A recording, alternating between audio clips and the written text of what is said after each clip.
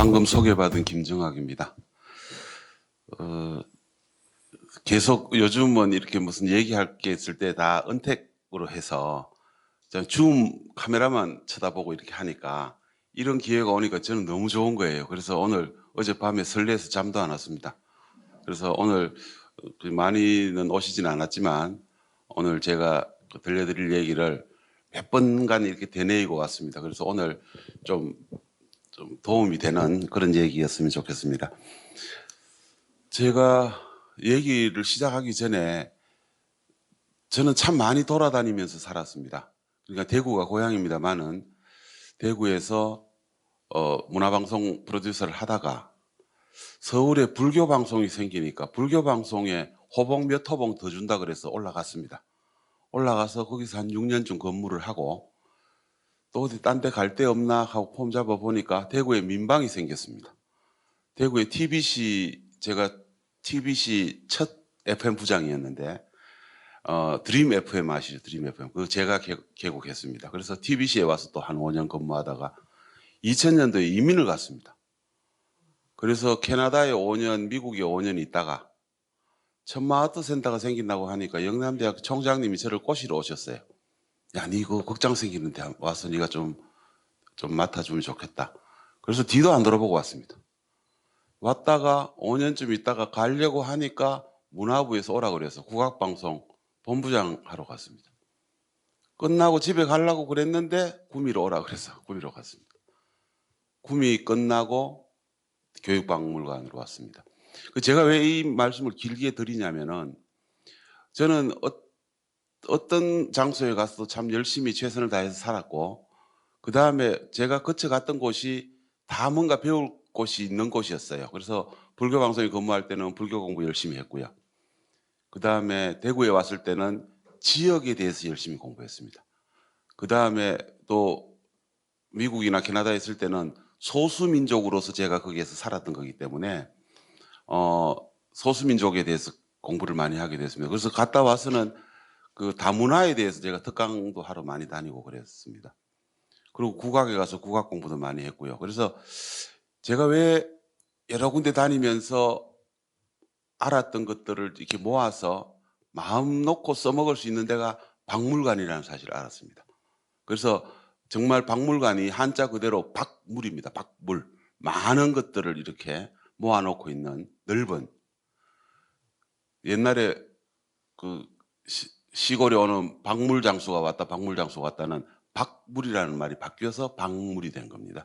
그래서 상당히 많은 것들을 보고 느끼고 깨닫고 뭐 이랬던 부분들이 박물관에 쏟아부을 수 있는 계기가 만들어진 게 저희는 참 고맙고, 그것도 또 교육박물관이어서 이걸 그냥 단순히 보여주는 게 아니라 어떻게 해서 아이들의 가르침을 줄 수 있는 걸 할 수 있는가, 이런 고민들을 좀 했습니다. 그리고 제가 그동안 돌아다녔던 박물관들 쭉 모으기도 하고, 그다음에 임박해서 또 안 가본 박물관 찾아가 보고 해서 제가 36개 박물관을 좀 엄선했습니다. 엄선해서 책으로 만들어냈고, 이 책을 가지고 오늘 이제 여러분들한테 말씀을 좀 드리려고 하는 겁니다. 그래서 단순히 그냥 책을 썼는데 이게 책 자랑하러 이렇게 나오는 그런 것이 아니라 나름대로 조사하고 연구했던 과정들을 조금 얘기하면서 내가 지금 박물관에 하는 다른 현장에 있더라도 좀 도움이 되는 얘기들이 있을 거라고 생각해서 여러분한테 말씀을 드리는 겁니다. 우리가 보통 얘기를 할 때 역사 얘기를 하면 온고지신 얘기를 다 합니다. 온고지신. 그래서 온자가 사실 따뜻할 온자인데 원자는 저게 아닙니다. 쌓을 온자예요. 실사변에, 초두 밑에 실사변에 조개 들어가는데, 그냥 쉽게 해서 그냥 온고지신에서 옛 것을 미루어 새 것을 안다. 옛 것을 미루어 새 것을 안다. 이 말을 할 때 늘 역사 얘기할 때 저걸 얘기하잖아요. 그리고 이 얘기도 많이 해요. 법고창신. 이것은 옛 것을 법 진리로 삼아 새 것을 창조한다, 이런 뜻이잖아요. 그리고 이 세 개 이상은 잘 안 쓰입니다. 이건 구본 신참이라고 옛 것을 근본으로 해서 새로운 것으로 나아간다, 이런 뜻입니다. 그러면 역사 얘기하고 우리 예권 얘기하고 뭐 문화재 얘기할 땐 꼭 이 얘기를 듣는데 이 얘기의 좀 속뜻을 좀 알아보면 옹고지시는 논어에 나오는 말입니다. 논어 위정편에 나오는 말인데 옹고지시 뒤에는 어떤 말이 있냐면 옛것을 미루어 새것을 알면 누구나 서성이 될 수 있다. 이런 말이 뒤에 줄어든 거예요. 그래서 옛것을 알면 알고 옛것을 미루어 새것을 알면 나무의 서성이 될 수 있다. 이런 뜻이고 두 번째 벚꽃창시는 박지원 열하일기를 썼던 박지원 선생이 그때 북학파의 그 동료 중에서 박재가라고 있습니다. 박재가가 쓴 이렇게 문집에 앞에 서문을 쓰면서 벚꽃창신이라는 얘기를 했습니다. 그러니까 벚꽃 이꼬르 창신이라고 본 거예요. 옛것을 진리로 삼으면 새 것이 반드시 창조된다 이런 얘기입니다. 그리고 9번 신참은 광무개혁. 그러니까 1894년에 뭐가 일어났습니까? 갑오경장. 갑오경장이 일어나서 뭔가 개혁을 가는데 아주 엉성한 임금 고종이 더 개혁을 해보겠다고 대한제국 세우고 광무개혁을 시작하죠. 근데 오히려 왕권을 강화하려는 그런 조치였지만 그래도 우리로서는 처음으로 일어나는 개혁입니다. 그래서 광무개혁 때 이게 슬로건이 9번 신참입니다. 그래서 그러면 박물관 얘기하면서 이 얘기를 하는 것은 무엇이냐면 우리는 지금까지 역사를 볼 때 너무 고고학적인 관점으로 본 게 아닌가. 옛것을 중히 여기는 관점에서만 본 게 아닌가. 그래서 보통 고고학적인 관점에서 박물관을 봅니다. 역사를 봅니다. 문화재를 봅니다. 근데 요즘은 그렇지 않습니다. 고현학으로 역사를 이야기합니다. 고현학이라는 말 혹시 들어보셨나요?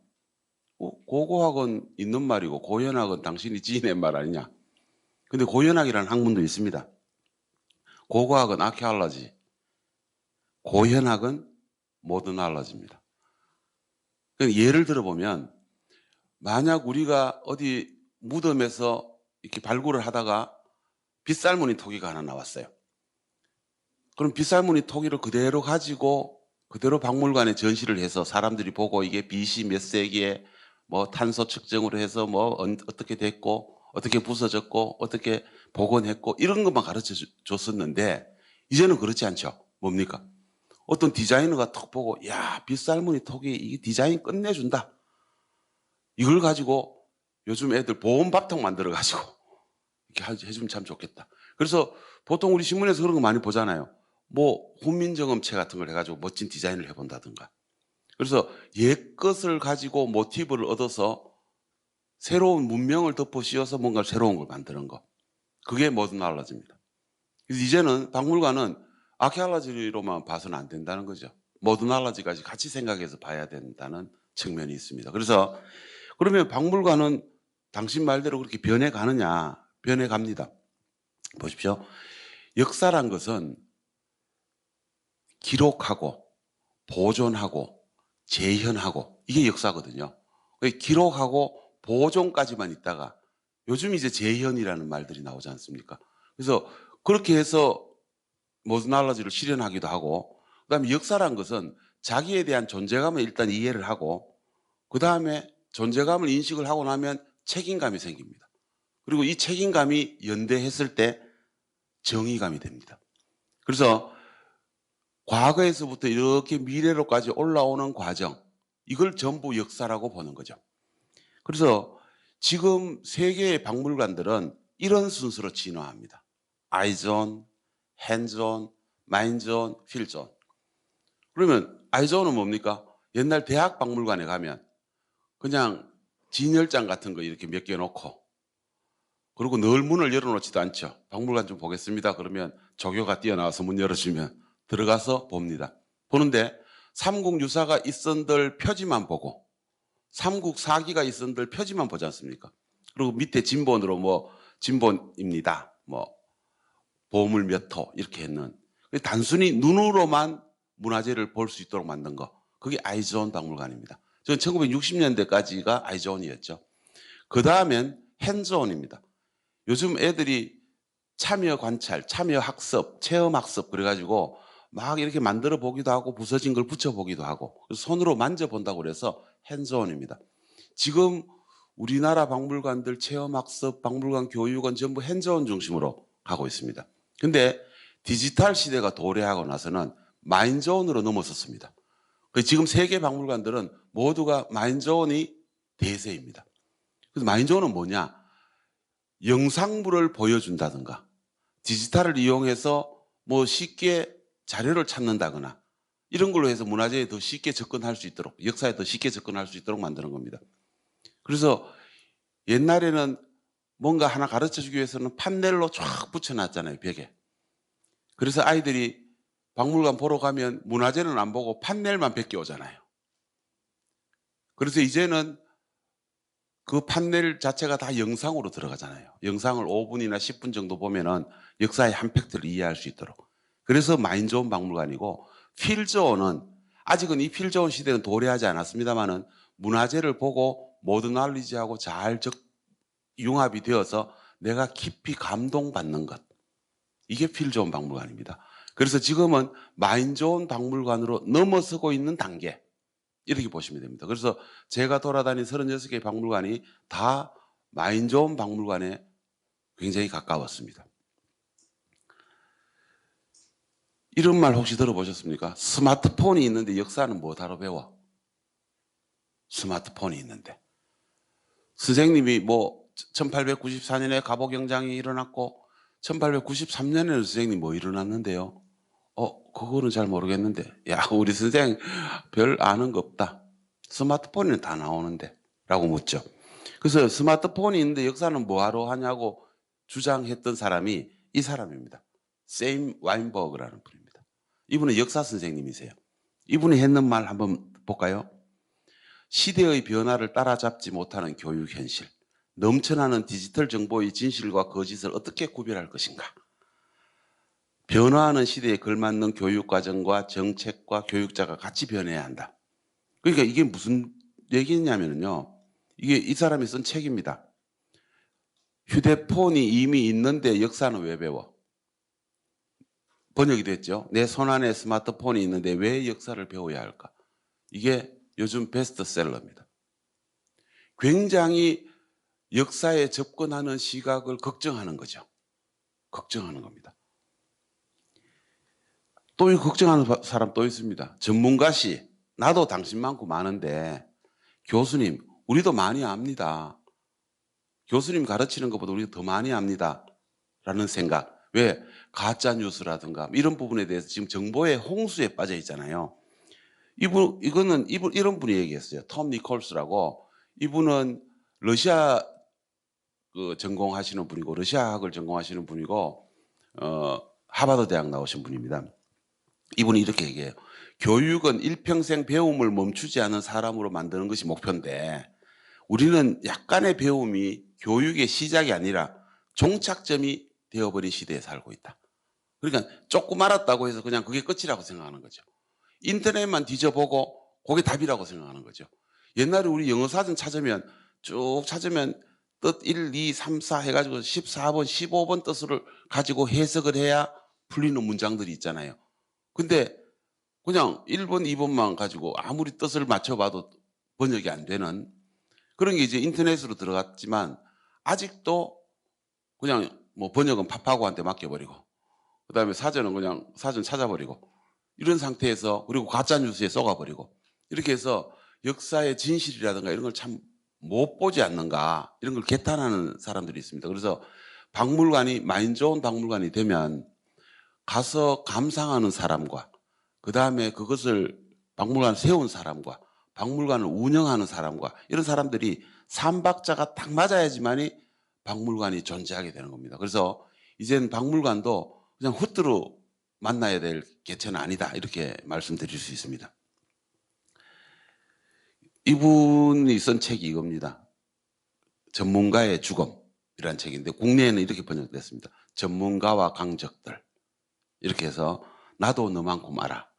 그래서 이 책이 나오면서 그야말로 좀 식자층에는 좀 파란을 불러일으켰습니다. 왜냐하면 지금 선생님들 입장에서는 말 안 듣는 제자들을 알아차리고 그다음에 좀 진실한 제자들은 선생님이 얼마나 고민하고 있는가를 알아차리는 책이라고. 그래서 이 책이 기회가 되면 한번 읽어보시면 좋겠다 말씀드립니다. 그래서 제가 지금까지 했던 말들을 정리를 조금 하면 두 단어로 만들 수 있습니다.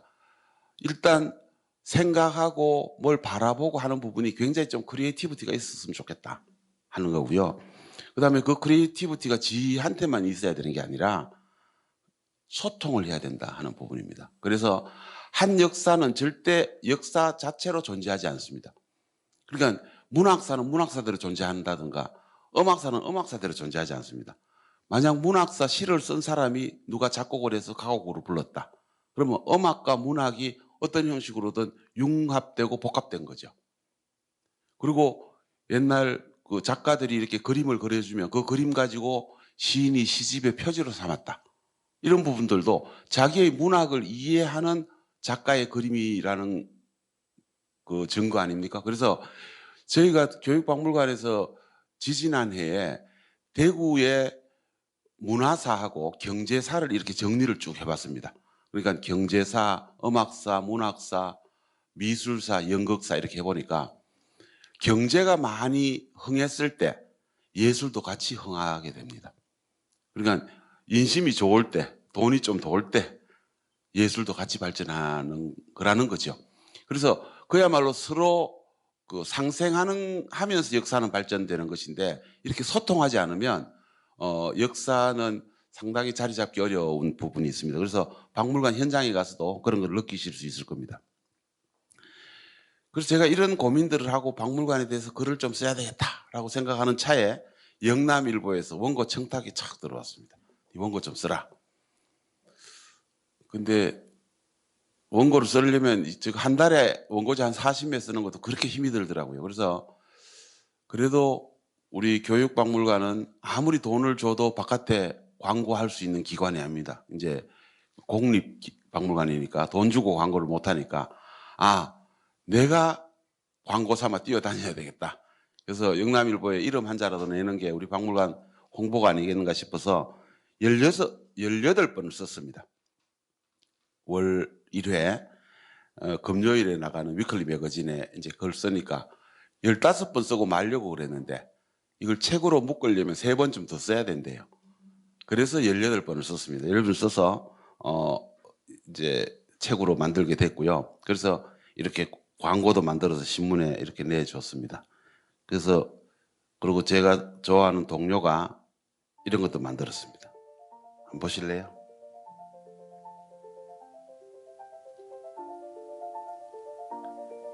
이거 유튜브에 띄웠는데 누가 한 800명쯤 본 것 같아요. 근데 책을 움직이지는 못했습니다. 안 팔렸습니다, 책이. 그래서 어쨌든 박물관에 대해서 좀 새로운 개념을 저는 보여주고 싶었습니다. 그래서 지금 2층에 준비해 놓은 그 여러 가지 박물관에 관한 책들도 저희가 다 숙독을 하고 지금 까지 나온 박물관 책하고는 다르게 한번 써보고 싶다라는 생각을 하면서 준비를 했었습니다. 그래서 현장을 다니기도 하고 관계되는 자료, 그 다음에 단순히 한국 자료만 가지고는 안 되니까 또 어렵사리 이제 원어들도 좀 읽어가면서 그렇게 했는데 이거는 보시지 말고. 그래서 제가 원래 저는 방송쟁이 출신이거든요. 저는 방송사에서 오래 있다 보니까 좀 접근하는 게 뉴스를 게더링하는 게 조금 남들하고 좀 달라서 제가 라디오 다큐를 오래 만들었기 때문에 막 질문을 현장에 가서 열심히 던지면서 자료를 좀 많이 찾았습니다. 그러니까 웹페이지나 그간에 소개된 자료로 가지고는 좀 쓰기가 어려웠고 그래서 제 책을 한번 보시면 정말 한 줄 한 줄 애를 써서 여러분들한테 전하려고 애를 많이 썼습니다. 그래서 굳이 책을 쓴 동기를 말해라 그러면 저는 박물관은 관광지가 아니라고 생각합니다. 박물관은 관광지가 아닙니다. 박물관은 학교입니다. 학교. 근데 박물관을 관광지로 생각하는 것은 지방자치단체의 관광과가 전부 다 관광지로 생각하죠. 그 박물관 짓는다 그러면 외국 사람 많이 옵니까? 또 박물관 한다 그러면 주차장에 차는 몇 대나 될 수 있습니까? 이런 것만 묻고 박물관을 관광지화하는 그리고 박물관에 대해서 자세하게 알릴 생각은 하지 않고 그냥 건물만 찍고 관광 지도에만 새겨놓는 이런 것들은 박물관을 제대로 소개하는 게 아니다라고 얘기하고 싶은 겁니다. 그리고 두 번째는 마음은 콩밭에 가 있는 박물관이 많았습니다.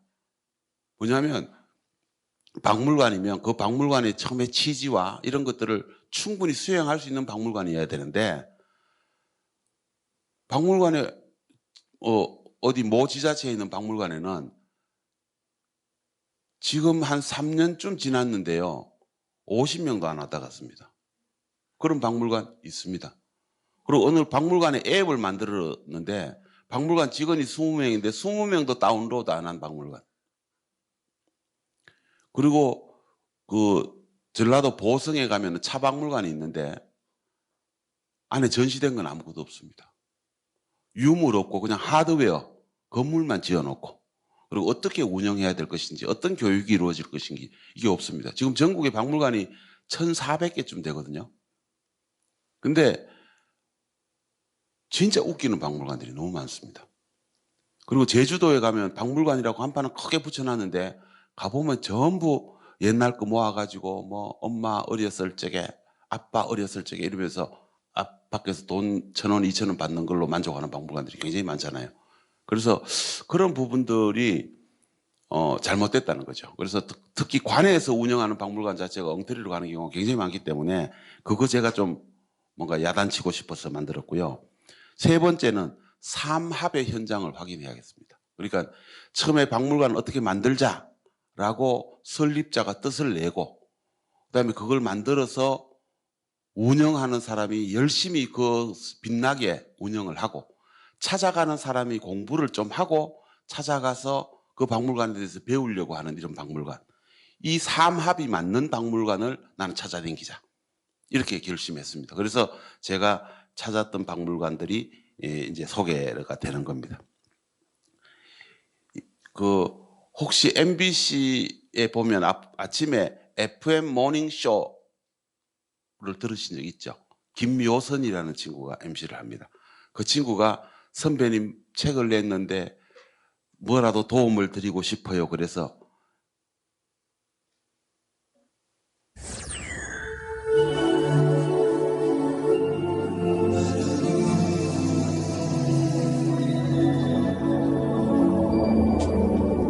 제가 이걸 그대로 받아가지고 출판사에 줬습니다. 김묘선의 FM 모닝쇼.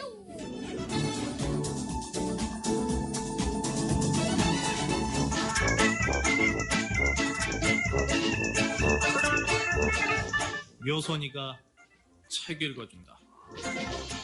박물관에서 무릎을 치다. 우리 주변엔 크고 작은 박물관이 참 많죠. 그 박물관에서 우리는 이렇게 2분쯤 홍보했는데요. 책은 안 움직였습니다. 근데 제 책이 3판 같습니다. 3판. 각 도서관에 한 권씩만 사줘도 3판인데 그래서 돈 벌려고 만든 책이 아니니까. 그래서 지금 제가 그 16단락을 썼는데 18개 단락에 박물관이 2개씩이니까 제가 36개 이렇게 말씀드린 겁니다. 그러면 박물관 하나 쓴 게 아니라 비슷한 박물관 2개를 같이 묶었습니다. 그래서 국내 박물관들도 있지만 해외 박물관 하나, 국내 박물관 하나 이렇게 묶어서 기술을 했는데 그러면 왜 좀 더 쓰지? 더 묶을 박물관이 없었습니다. 그래서 우리나라 외국에는 좋은 박물관이 있는데 우리나라가 아주 나쁜 박물관이 있으면 흠 잡는 것밖에 안 되잖아요. 그래서 포기하고 그다음에 외국에 좋은 박물관이 있는데 우리나라에는 비견할 만한 포맷을 갖고 있는 박물관이 없어서 못 쓰고 그래서 겨우 맞춘 게 지금 16개, 18개입니다. 그래서 첫 번째 제가 갔던 박물관이 순천에 있는 뿌리 깊은 나무 박물관입니다. 지금 학교로는 1979학번, 80학번까지는 뿌리 깊은 나무를 보셨을 겁니다. 뿌리 깊은 나무가 끝나고 나니까 세미 깊은 물이 나왔잖아요. 그래서 뿌리 깊은 나무, 세미 깊은 물은 우리나라 문화와 뭐 출판 문화, 잡지 문화에 있어서 아주 큰 획을 그은 박물관 사람입니다. 그러니까 이분이 그 브리테니커 사전 팔아가지고 번 돈으로 가지고 뿌리 깊은 나무를 했잖아요.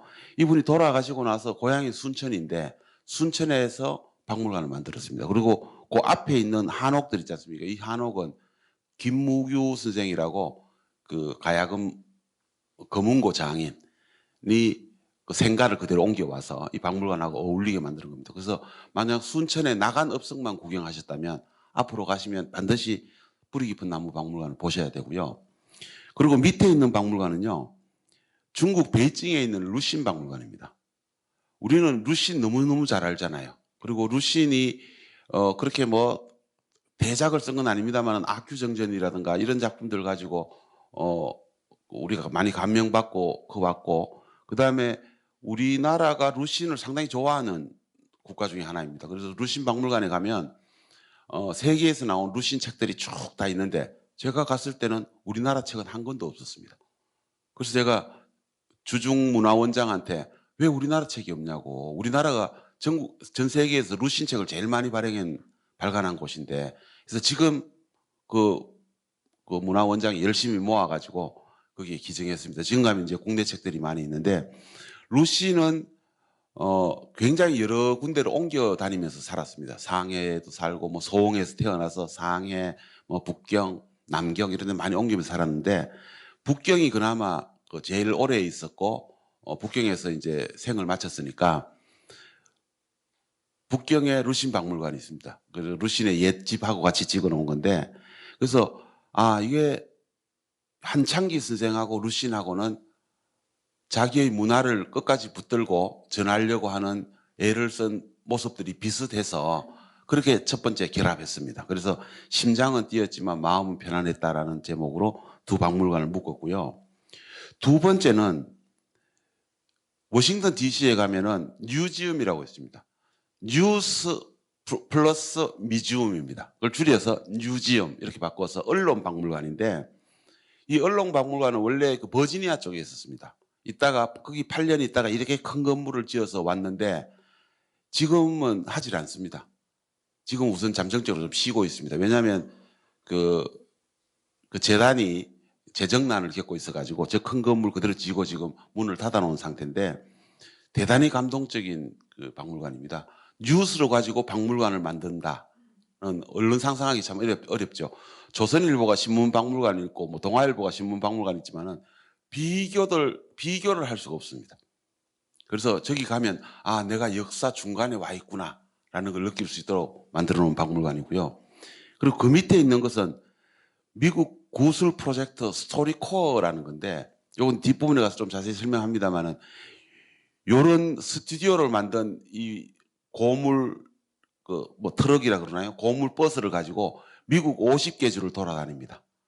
그러면서 자기가 글로서 남길 수 없는 것들을 말로서 남길 수 있도록, 그리고 반드시 2명이 출연해야 됩니다. 2명 이상이.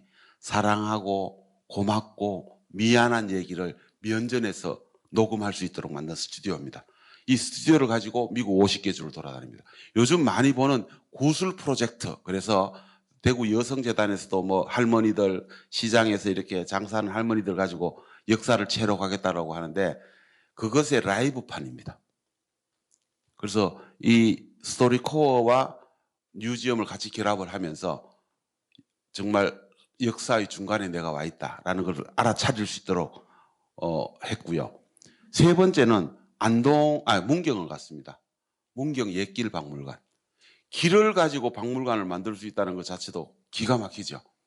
그래서 보부상의 역사 같은 걸 볼 수 있고요.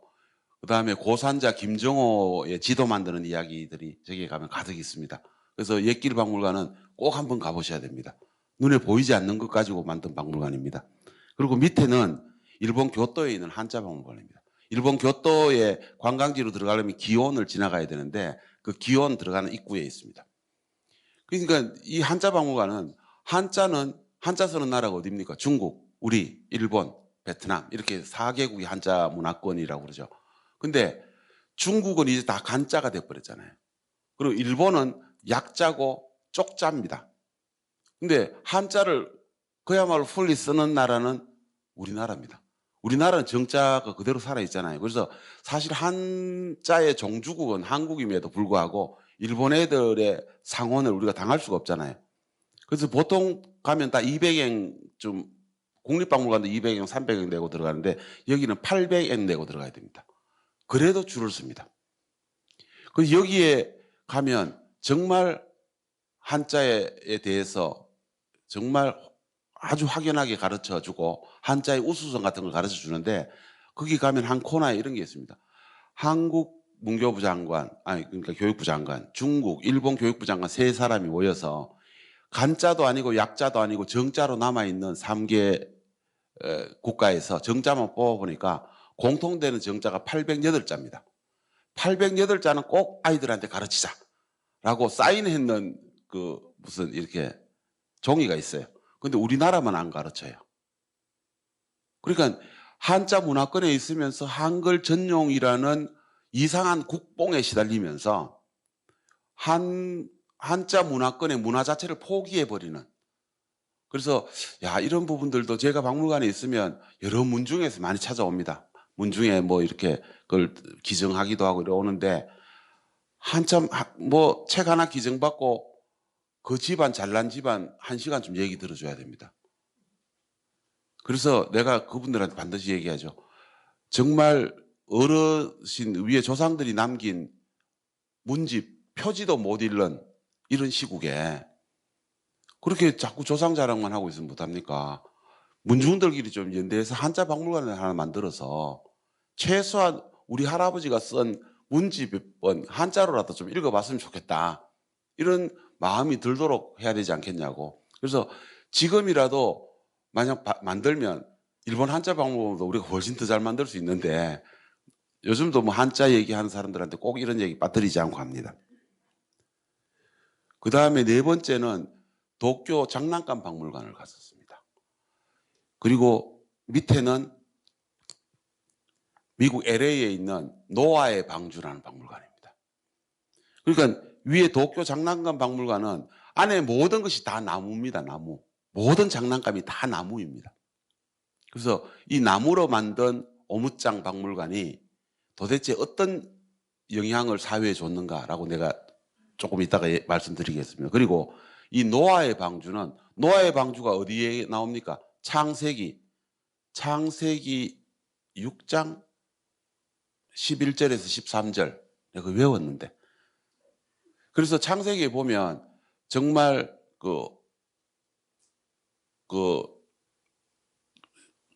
하나님이 성이 나잖아요. 성이 나서 이놈들 안 되겠다 혼내줘야 되겠다. 그래서 환난을 부르고 그 다음에 그 환난을 피하기 위해서 노아한테 책무를 주죠. 그래서 사랑하는 생명들을 다 담아라. 그리고 폭풍우가 지나가고 나서 방주에서 내릴 때 무지개가 뜨는 그 얘기 아주 단순한 얘기 그 얘기로 가지고 박물관을 만들었습니다.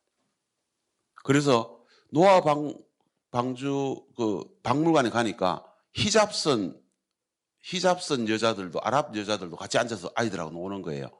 깜짝 놀랐습니다. 어떻게 유대교 박물관에 히잡선 아가씨들과 아줌마들이 와서 놀 수 있는가? 알고 보니까 노아라는 사람이 코란에도 나오는 영웅이고요.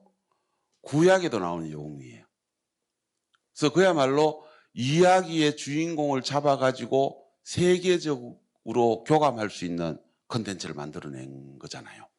그래서 이 노아의 방주라는 이 박물관에 가보면 아이들이 유대교의 신앙을 뭐 아예 버릴래야 버릴 수 없을 정도로 정말 스토리텔링을 잘해가지고 만든 박물관들입니다. 그래서 이 박물관도 그 뭔가 목적성이 뚜렷하다는 점에서 그리고 그 목적성을 쉽게 깨닫지 못한다는 점에서 위에 도쿄 오무장 박물관하고 비슷하다 해서 이렇게 서로 짝을 지었습니다. 밑에 얼룩말도 있고 이렇게 뭐 사슴도 있고 그렇지 않습니까? 이게 다 폐품으로 만든 겁니다. 폐품으로. 그러니까 저 박물관에 들어가면 이미 작가들이 많은 폐품들을 모아가지고 생명체들을 다 만들어 놨어요. 지금도 아이들이 들어갈 때 뭐 병뚜껑 뭐 이런 걸로 가지고 생명체를 만들어라는 숙제를 줍니다. 그럼 생명체를 만들고 그 다음에 컨테이너 같은 게 있어요. 그걸 막 이렇게 돌리면 착착착착착 올라가서 자기가 만든 생명체를 배에 실습니다. 방주. 사실 방주라는 게 아크인데 아크, ARC, 아크인데 이게 모세가 물에 떠내려 올 때 타고 왔던 나무 상자 그걸 방주라고 그러잖아요.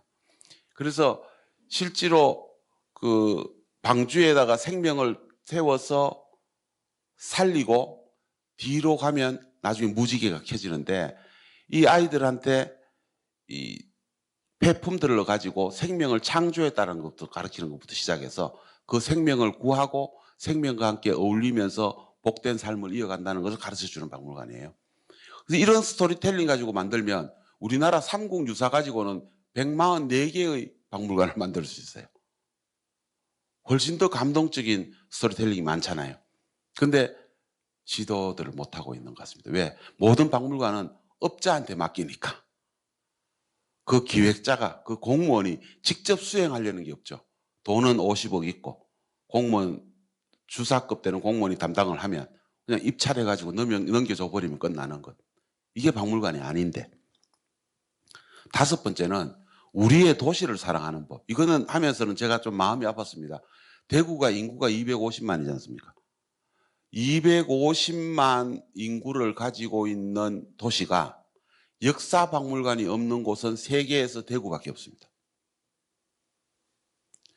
250만 도시에 역사 박물관이 없다는 건 말이 안 되는. 그래서 지금도 대구에는 여러 박물관이 있습니다만은 대구의 역사를 얘기해주고, 그 다음에 부끄러운 역사도 드러내주고, 감추고 싶은 역사도 드러내주고, 역사에 대해서 새롭게 눈을 뜨는 어떤 현장이 없습니다. 지금 우리 있는 박물관은 뭡니까? 달성공원 옆에 있는 향토 역사관, 경상 가명 옆에 있는 건대 역사관, 그 다음에 팔공산 들어가 있는 데 있는 방자 유기박물관, 그리고 뭐 건대 문학관이 답니다. 그리고 대학 박물관은 유물 꽁꽁 있으면서 뭔가 영향력을 발휘하려고 대학 박물관 서로 간에 소통도 안 합니다. 그래서 이렇게 해서 대구 사람들은 정말 그 역사에 대해서, 지역 역사에 대해서 굉장히 무지하다, 이렇게 표현해도 우리는 별 할 말이 없는. 그래서 정말 그 도시에서 그 도시를 역사와 문화로 사랑해온 도시는 어딘가? 제가 찾아간 곳은 미국 시애틀하고 일본의 오사카입니다. 미국 시애틀에 가면 역사산업박물관이 있습니다. 모하이라고 그러는데요. Museum of History and Industry입니다. 그러니까 시애틀은 그야말로 시애틀에 그 베이스를 두고 있는 산업이 발전한 것과 시애틀의 역사는 같습니다. 시애틀은 추장 이름이죠. 추장 이름. 워싱턴주. 그러니까 그 밴쿠버 바로 밑에 있는 도시가 시애틀인데, 이 시애틀이 세계적인 기업이 탄생한 곳입니다. 스타벅스. 또 뭐 있죠? 마이크로소프트. 그다음에 보잉 항공. 그다음에 그 택배하는 큰 회사, 페덱스. 그래서 한 8개 정도가 아주 세계적인 기업입니다. 그래서 그 기업은 시애틀에 내리면 그 기업의 신분증만 보여주면 이미그레이션 그 긴 줄 안 서고 바로 나가버립니다. 그러니까 기업을 대우하는 도시라는 걸 확연히 알 수 있습니다. 근데 이 기업의 발전한 역사와, 아마존도 있죠, 아마존.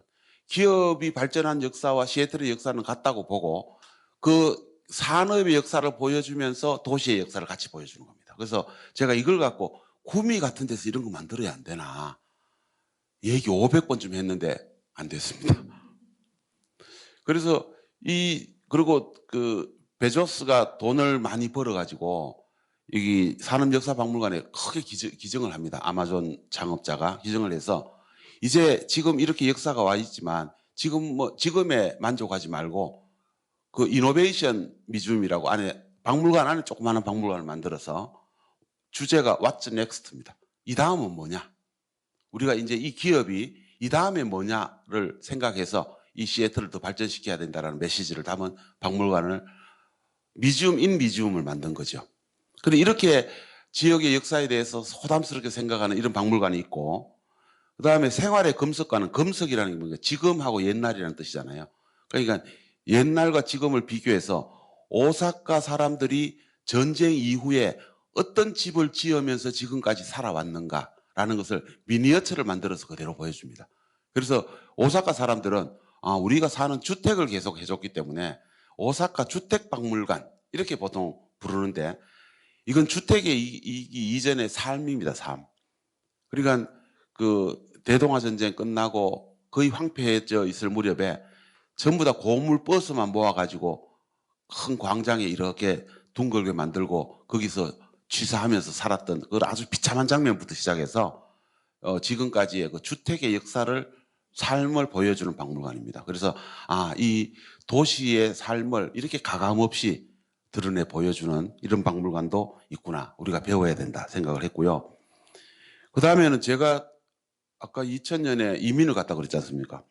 그래서 이민 가서 소수민족으로 한번 살아보니 이민자의 삶이라는 게 그렇게 만만하지도 않고 그 다음에 이민간 1세와 그 다음에 1.5세와 거기에서 태어난 2세의 삶들이 굉장히 굴곡진 삶들이 많았어요. 그래서 그러면 이민박물관이 있는지 한번 볼까 해보니까 우리나라에는 이민박물관이 있습니다. 인천에 월미도에 있습니다. 우리나라는 1903년에 이민이 처음 시작했잖아요. 태워가지고 하와이로 갔다가 그 다음에 한 3년쯤 뒤에 있다가는 멕시코의 그 애니깽 농장으로 다 갔던 그 이민의 역사가 있고 2003년도에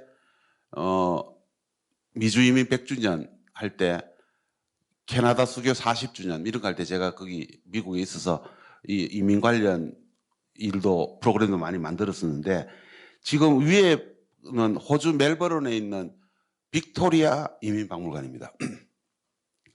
이게 지금 그 나라 사람들이 막 이민을 오면서 이제 그 나라 시민권이 되면 그 나라 여권으로 바꾸고 자기 나라 여권은 고국의 여권은 기증을 받아서 이렇게 벽에 다 붙여놨습니다. 대한민국 여권도 여기 하나 보이잖아요.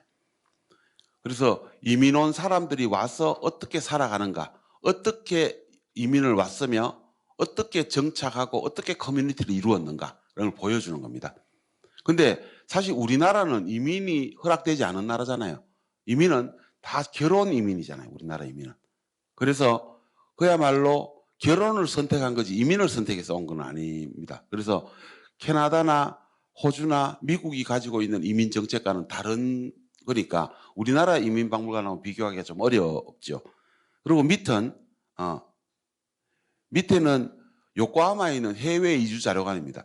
일본 사람들이 남미로 이민을 가고 그 나라 거기 가서 어떻게 살았는가를 고국의 사람들이 생각하는 박물관입니다. 이름에서는 해외 이주 자료관이지만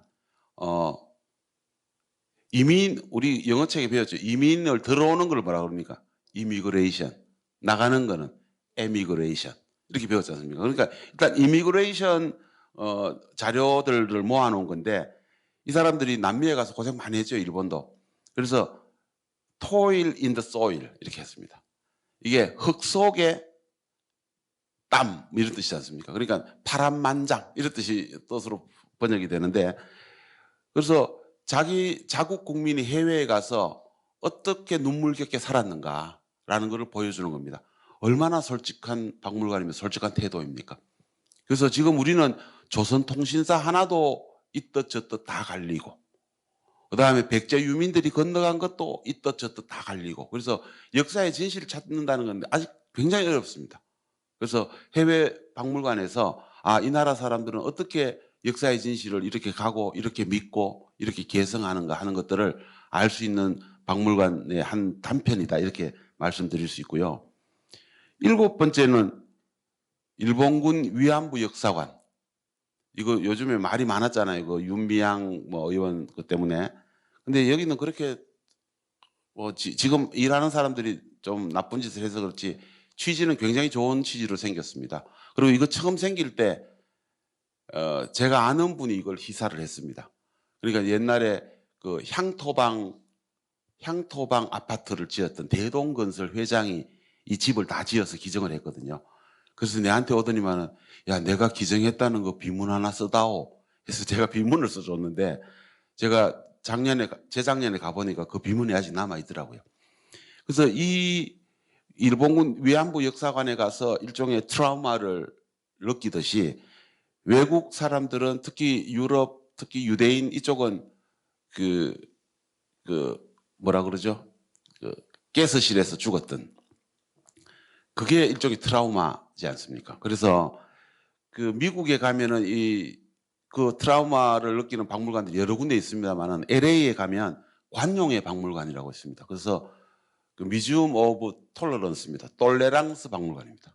이 박물관에 가면 특별전이 열리고 있습니다. 안네 프랑크의 특별전이 열리고 있습니다. 그래서 이 안네 프랑크 얘기를 하면서 그야말로 그 역사의 가장 아픈 상처를 이렇게 건드리는 거죠. 그래서 그게 우리 일본군 위안부 역사관하고 너무 비슷해서 이렇게 같이 연결시켜서 보여줬고요.